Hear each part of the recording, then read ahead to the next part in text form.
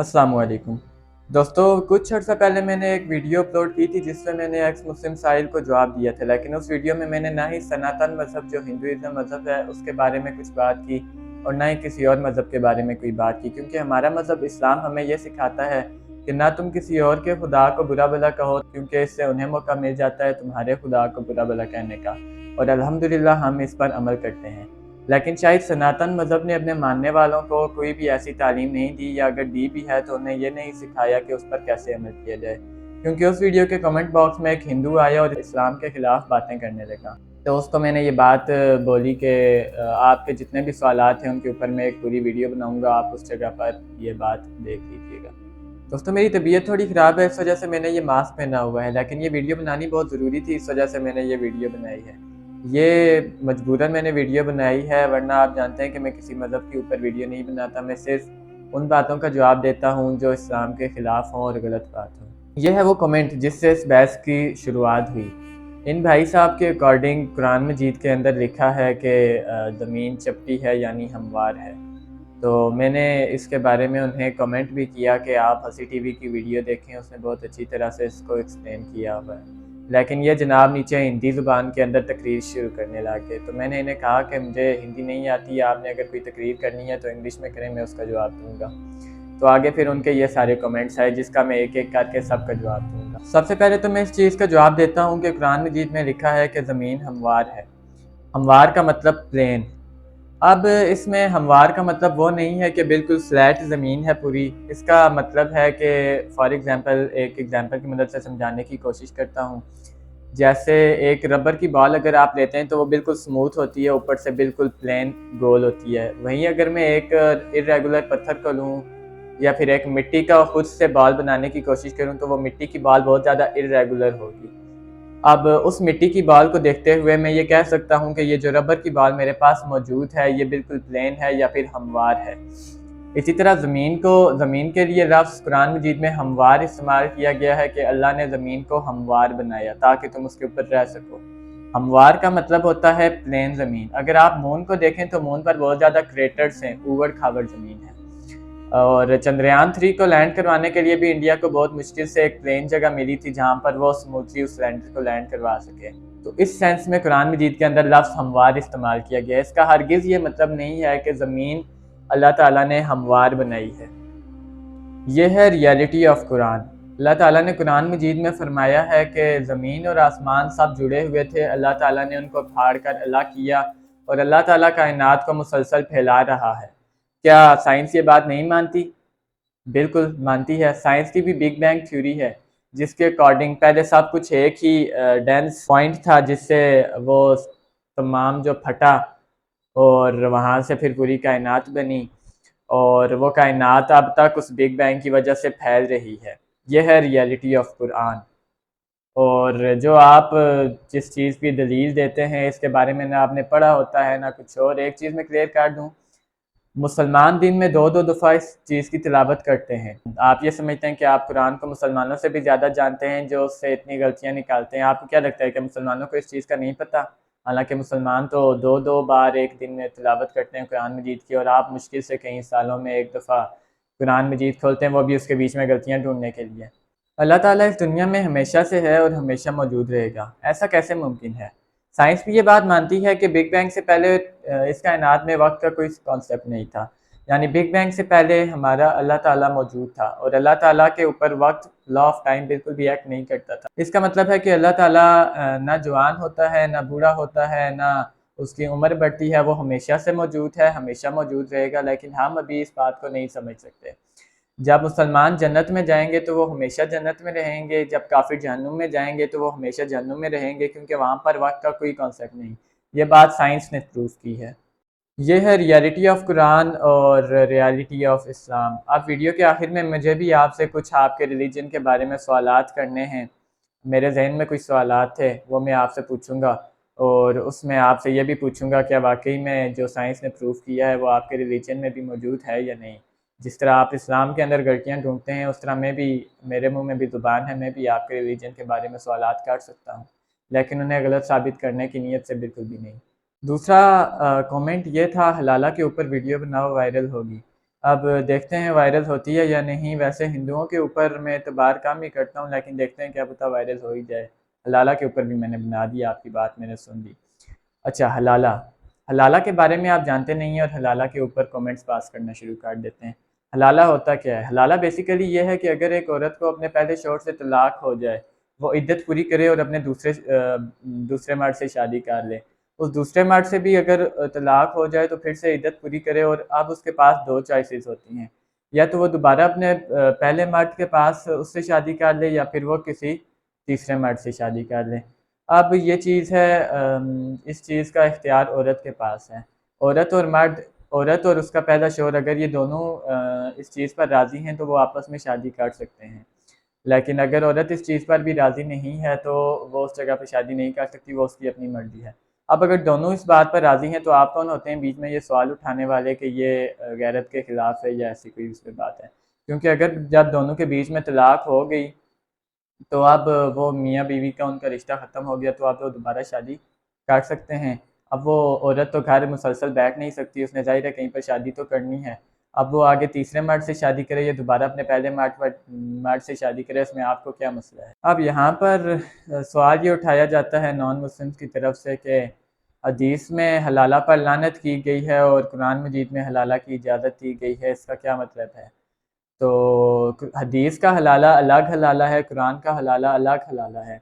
कुरान में जो जिस चीज़ का ज़िक्र है वो मैंने अभी जो आपको एक्सप्लेन की, वो वाला हलाला कुरान मजीद में उसकी इजाज़त दी गई है। हदीस में जिस हलाले की बात की गई है वो है कि प्री प्लान्ड सारे काम करना। जिस तरह एक औरत है, वो अगर अपने पहले शौहर से कहे कि तुम मुझे तलाक दो, मैं दूसरे आदमी से शादी करूँगी, फिर उससे तलाक लूँगी खुद और फिर दोबारा तुमसे शादी करूँगी, यानी प्री प्लान्ड। तो ये इस चीज़ पर लानत दी गई है, क्योंकि ये किसी भी मकासद के लिए इस्तेमाल कर सकते, तो इस चीज़ पर लानत दी गई है, ये मकरूह है। बहरहाल अगर आपसे गलती से कोई तलाक हो जाए, कोई ऐसी बात, तो आपको लगे कि ये बात गलत हुई थी, मैं दोबारा पहले शौहर की तरफ जा सकती हूँ, तो उसमें आपको इजाज़त दी गई है कि आप दोबारा से उधर जा सकते हैं, क्योंकि अल्लाह बख्शने वाला मेहरबान है। अच्छा, अगला सवाल कि कुरान के अंदर बीवी को स्टिक से मारने की इजाज़त दी गई है। देखें, स्टिक से मारने की इजाज़त, आप जलती पर तेल छिड़कने का काम कर रहे हैं इस वक्त। बात यह है कि कुरान मजीद में ज़िक्र है कि अगर तुम्हारी बीवी तुम्हारी बात ना माने तो पहले उसे वार्न करो। अगर वो फिर भी तुम्हारी बात नहीं मानती तो उससे बेड शेयर करने से मना कर दो। फिर भी अगर तुम्हारी बात नहीं मानती तो उससे बिल्कुल पतली सी स्टिक, एग्जाम्पल ली गई है मसवाक की। मसवाक होता है जिससे दांत साफ करते हो, तो बिल्कुल पतली सी स्टिक होती थी, वैसी स्टिक लो और उसे इस तरह मारो कि ना उससे दर्द हो, ना उसके लिए कोई उसके जिस्म पर निशान पड़े, मतलब सिर्फ उसे डराने के लिए। यहाँ पर हुक्म हाथ से मारने का भी दिया जा सकता था, लेकिन जब आप हाथ से मारते हैं तो सेल्फ रिस्पेक्ट खत्म हो जाती है, इस वजह से स्टिक का हुक्म दिया गया है। अब बात ये नहीं है कि आप अगर अपनी बीवी को कहें कि जाओ साथ वाले घर से चोरी करके लाओ, आपकी बीवी आपकी बात नहीं सुन रही तो आप उसको मारने लग जाएं, ये इस चीज़ की हुक्म नहीं दिया गया। हुक्म यह है कि अगर आपकी बीवी गीबत करती है, क्योंकि या फिर झूठ बोलती है, तो ये गीबत और झूठ दोनों गुनाह कबीरा हैं। आप अपनी बीवी को अगर मना करते हैं कि गीबत ना करो, झूठ ना बोलो, आपकी बीवी आपकी बात नहीं सुनती, आप उससे पहले वार्न करें उसे, फिर उससे बेड शेयर करने से मना कर दें, फिर भी अगर वो गीबत करती है, झूठ बोलती है, तो आप उसे इस तरह मारें पतली सी स्टिक से कि ना उसे दर्द हो, बस उसे डराने का काम करें आप, क्योंकि ये सब उसकी भलाई के लिए है। अगर वो ये कुछ करेगी तो आखिरत के दिन उसे इसका अंजाम भुगतना पड़ेगा। जिस तरह पेरेंट्स भलाई के लिए अपने बच्चों को डांटते हैं, इसी तरह शोहर भी बीवी की भलाई के लिए ही ये काम करता है। इसमें कोई ऐसी बात नहीं है कि ये बीवी के ऊपर जुल्म किया जाए या इस तरह का कुछ।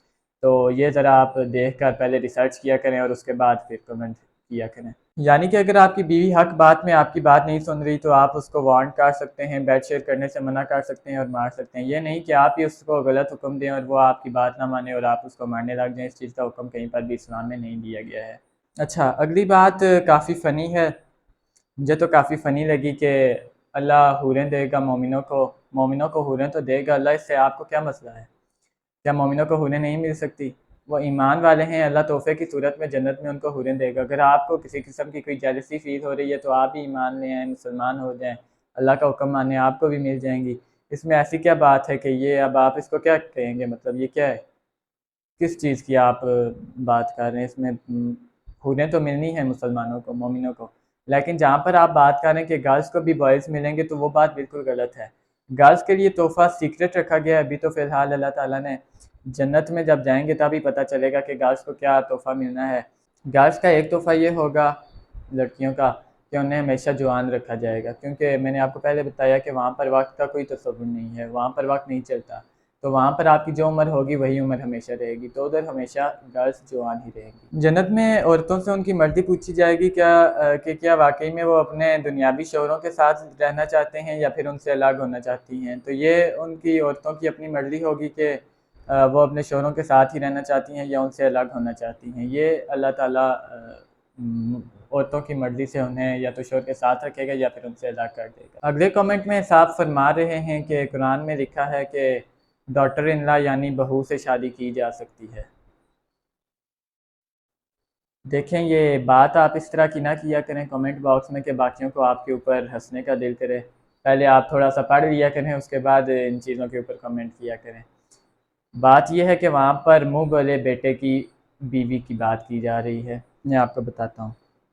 सऊदी अरेबिया में तब रिवाज हुआ करता था कि लोग बच्चे गोद लिया करते थे और उन्हें अपने ही बेटे बना लिया करते थे। मतलब मुंह बोले बेटे होते थे, मुंह से उनको बेटा कहते थे लेकिन उनको हकीकी बेटा समझ लिया करते थे। हजूर अकरम सल्लल्लाहु अलैहि वसल्लम ने भी एक बच्चा गोद लिया था जिसका नाम था हज़रत ज़ैद बिन हारिसा। हारिसा उसके वालिद का नाम था, लेकिन लोग उन्हें हज़रत ज़ैद बिन मोहम्मद कहने लग गए थे क्योंकि हजूर अकरम सल्लल्लाहु अलैहि वसल्लम उन्हें अपने बेटे की जगह पर समझते थे, उन्हें अपना बेटा समझते थे। अब ये चीज़ अल्लाह ताला को पसंद नहीं थी। अल्लाह ताला ने आयत नाज़िल की जिसमें कहा कि और जो तुम्हारे लेपालिक हैं, लेपालिक मतलब मुँह बोले बेटे, अदिया अकुम, उसके लिए लफ्ज़ इस्तेमाल किया गया है मुँह बोले बेटे, जिनको तुम अपने हकीकी बेटे समझ लेते हो, अल्लाह ने उनको तुम्हारे हकीकी बेटे नहीं बनाया। और इस चीज़ का हुक्म अल्लाह ताला ने दिया था कि तुम उन मुँह बोले बेटों को उनके असल बापों के नाम से पुकारो, यानी जो उनके हकीकी बाप हैं उनके नामों से पुकारो, अपने नाम उनके साथ ना लगाओ। और अगर तुम्हें उनके असल बापों के नाम नहीं पता तो दीन में वो तुम्हारे दोस्त और भाई हैं, यानी इससे बढ़कर कुछ नहीं। वो तुम्हारे रिश्तेदार नहीं लगते, फिर भी वो तुम्हारे दोस्त और भाई हैं, क्योंकि मुसलमान मुसलमान आपस में भाई होता है।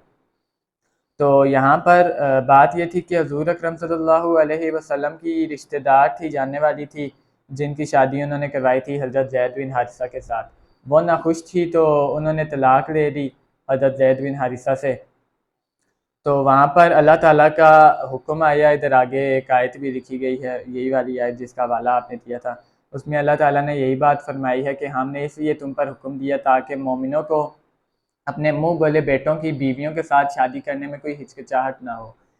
नोट करने की बात यह है कि यहाँ पर मुँह बोले बेटों की बात हो रही है, हकीकी बेटों की बात नहीं हो रही। मैं आपको आयत पढ़ कर सुना देता हूँ लफ्ज़ी तर्जुमे के साथ। इस आयत का पूरा तर्जुमा थोड़ा लंबा है, मैं आपको आगे से शुरू करता हूँ जहाँ से ये चीज़ एक्सप्लेन की गई है। और जब तुम उस शख्स से जिस पर खुदा ने एहसान किया और तुमने भी एहसान किया, तुमने और खुदा दोनों ने जिस शख्स पर एहसान किया, कहते थे कि अपनी बीवी को अपने पास रहने दे और खुदा से डरो, और तुम अपने दिल में वो बात पोशीदा करते थे जिसको खुदा जाहिर करने वाला था, और तुम लोगों से डरते थे। हालांकि डरना किससे चाहिए? खुदा से। यही बात की, हालांकि खुदा उसका ज़्यादा मुस्तहिक है कि उससे डरो। फिर जब जैद ने उससे कोई हाजत ना रखी, यानी कि उसे तलाक दे दी, तो हमने तुमसे उसका निकाह कर लिया, यानी कि हमने तुमसे उसका निकाह कर दिया। अल्लाह ताला फरमा रहे हैं कि हमने करवाया तुम्हारा निकाह जैद की बीवी से, निकाह कर दिया ताकि मोमिनों के लिए उनके मुंह बोले बेटों की बीवियों के साथ निकाह करने के बारे में जब वो उनसे अपनी हाजत मुतल्लिक ना रखें, यानी तलाक दे दें, कुछ तंगी ना रहे, और खुदा का हुक्म वाक़ होकर रहने वाला था। मतलब कि ये शादी इसलिए करवाई गई ताकि मोमिनों को, जब मोमिनों के सामने इस तरह की कोई सिचुएशन आए तो उनको कोई तंगी ना रहे, क्योंकि अल्लाह ताला का हुक्म है कि मुंह बोले बेटे, क्योंकि आपके हकीकी बेटे नहीं हैं, सिर्फ आपके दोस्त या भाई हैं, तो उनकी बेटियां आपके ऊपर उनकी बीवियां आपके ऊपर हलाल कर दी गई हैं। अच्छा, दूसरी एक बड़ी घटिया बात आपने की कि कुरान के अंदर हुक्म है कि आप अपनी बहन से शादी कर सकते हैं।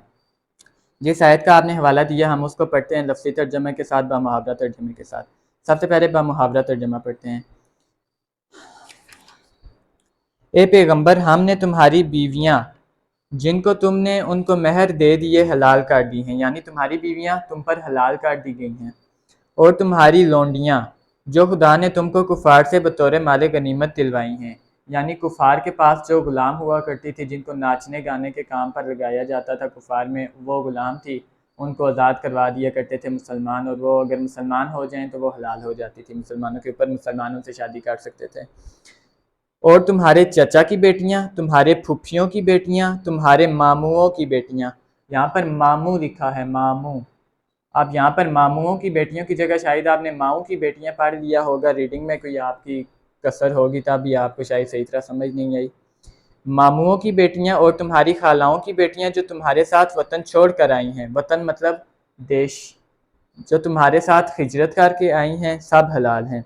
और कोई मोमिन औरत अगर अपने, अच्छा यहाँ से आगे वो उसके बाहर चली जाती है। यहाँ पर आपको मैं लफ्ज़ी तर्जमा से बताता हूँ।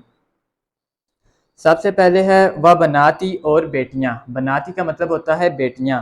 अम्मी का चचा, मतलब कि चचा की बेटियां। व बनाती बेटियां, अम्माती का फुफियाँ। व बनाती और बेटियां, खाली का तुम्हारी खाला की। व बनाती और बेटियां, खालाती का खालाएँ तुम्हारी। यानी कि तुम्हारी खाला, मामू, फुफी, चचा, इन सब की बेटियां तुम पर हलाल कर दी गई हैं, जिन्होंने तुम्हारे साथ हिजरत की थी। ये बात किस पर है? हजूर अकरम सल्लल्लाहु अलैहि वसल्लम पर। यहाँ पर कहीं पर भी बहन का जिक्र नहीं है, या फिर कहीं पर यह नहीं लिखा कि तुम्हारी माँ की बेटी तुम पर हलाल कर दी गई है। तो ये जो कमेंट आपने मेरे चैनल पर किए थे, इन्हें करने से पहले आपको थोड़ी सी इन चीज़ों पर खुद भी रिसर्च कर देनी चाहिए थी। ये किसी एक्स मुस्लिम के ही चैनल से आपने कॉपी करके मुझे इधर कमेंट में लिखे होंगे, तो बस आंखें बंद करके जो वो कहते हैं उसी के ऊपर अमल। तो इसके ऊपर आपको खुद भी रिसर्च करनी चाहिए थी थोड़ी। इस तरह का मौका नहीं देना चाहिए किसी को कि वो आपके ऊपर इस तरह के हंसें, क्योंकि मेरी ऑडियंस जो इस वक्त बैठी होगी, मुसलमान ऑडियंस, वो आपके ऊपर हंस हंस कर पागल हो रही होगी। तो दो दो व्यूअर्स हों मेरे, 4 व्यूअर्स हों या 10 व्यूअर्स हों, वो आपके ऊपर हंस ही रहे होंगे, फ़ायदा क्या है इस बात। चलें, ये तो अच्छा है कि जो आपने हवाले दिए वो सूरह अहज़ाब में से थे, क्योंकि इस बार हमारे कोर्स में सूरह अहज़ाब ही है जिसको हम स्टडी कर रहे हैं इस बार डिटेल में। हमें उसके बारे में एक एक क्लास एक्सप्लेन किया जाता है, तो मुझे इतनी ज़्यादा रिसर्च की भी ज़रूरत नहीं पड़ी इसके ऊपर। मेरे पास गाइड भी मौजूद थी जिससे मैंने आपको एक एक लफ्ज़ी तर्जमा बताया, और आपकी इन तमाम जो बातें आपने की थी इनको गलत साबित किया। अब मेरी बारी है। हिंदुइज़्म के तो वैसे बहुत से भगवान हैं, लेकिन उनमें एक भगवान है भगवान गणेश, जो कि भगवान शिवा के बेटे हैं। एक बार जब भगवान शिवा अपने घर से बाहर निकले तो उनकी बीवी पार्वती, उन्होंने अपने जिस्म की मैल उतारी और उससे एक बच्चा बनाया। क्या आपका मज़हब यहाँ पर आपको ये सिखा रहा है कि बच्चे सिर्फ जिस्म की मैल हैं और कुछ नहीं? उसके बाद बच्चा बनाने के बाद उसे हुक्म दिया कि तुम जाकर दरवाजे में खड़े हो जाओ और किसी को अंदर आने की इजाज़त ना देना, मैं आराम फरमा रही हूँ। क्या आपका मज़हब आपको ये तालीमात देता है कि बच्चों से सिर्फ़ अपने काम करवाए जाएँ, बच्चे सिर्फ़ आपके हुक्म मानने के लिए हैं? उसके बाद आपके भगवान शिवा आते हैं और आकर अपने ही बेटे को नहीं पहचानते और उनका सर कलम कर देते हैं। सर कलम करने के बाद उन्हें ये एहसास होता है कि ये तो उनका अपना बेटा था। क्या आपका मज़हब आपको यहाँ पर ये तालीमात दे रहा है कि बग़ैर किसी तहकीकात के अपना जो सज़ा है सामने वाले बंदे को दे दें? क्या ये है इंसाफ़? क्या आपका दीन आपको ये इंसाफ़ सिखाता है? उसके बाद जब उन्हें पता चलता है कि उनसे एक गलती हुई है तो वो एक हाथी को मारते हैं और हाथी का सर काट कर अपने बच्चे के सर पर लगाते हैं, और इस तरह गणेश का सर हाथी का सर बन जाता है। अब मेरा सवाल ये है कि वहाँ पर क्या सिर्फ़ एक हाथी ही मिला था जिसका सर काट कर लगाया जाए? किसी इंसान का सर भी तो लग सकता था। इसका जवाब आपके एक पंडित हैं उन्होंने दिया था। बड़े सोच कर कोई बहुत ज़्यादा इसका जवाब सोच कर उन्होंने दिया था कि वहाँ पर एक शर्त थी कि सर उसका काटो जो अपने बच्चों की तरफ पाँव करके सोता है। मतलब इसकी क्या तुक बनती है? ये किसने शर्त रखी थी? किस बेस पर रखी थी? चलिए अगर मान भी लिया ये शर्त थी, तो क्या उस वक़्त दुनिया में कोई भी ऐसा बंदा मौजूद नहीं था जो अपने बच्चों की तरफ पाँव रख कर सोता हो? तो या फिर ये भी तो किया जा सकता था, जिस तरह उन्होंने अपने जिस्म से मैल निकाल कर एक बच्चा बनाया, उसी तरह जिस्म से मैल निकाल कर एक साल भी तो बनाया जा सकता था।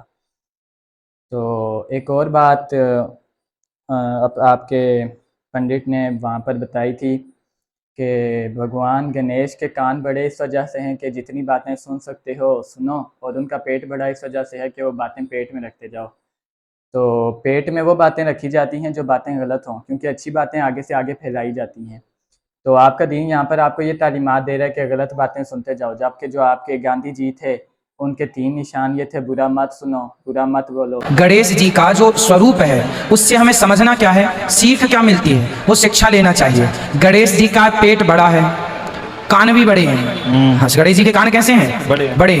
गणेश जी कहना ये चाहते हैं कि ज्यादा से ज्यादा सुना करो और बातों को अपने ही पेट में रखा करो, किसी से कह ना दिया करो। तो क्या वो आपके दीन की तालीमात के खिलाफ चाह रहे थे? ये है आपकी दीन की तालीमात। मेरा मकसद हरगिज़ आपके दीन का मजाक उड़ाना या आपका मजाक उड़ाना या फिर आपके दीन को गलत साबित करना नहीं है। मैं बस आपसे कुछ सवालात पूछ रहा था, मेरे जहन में ये सवालात थे।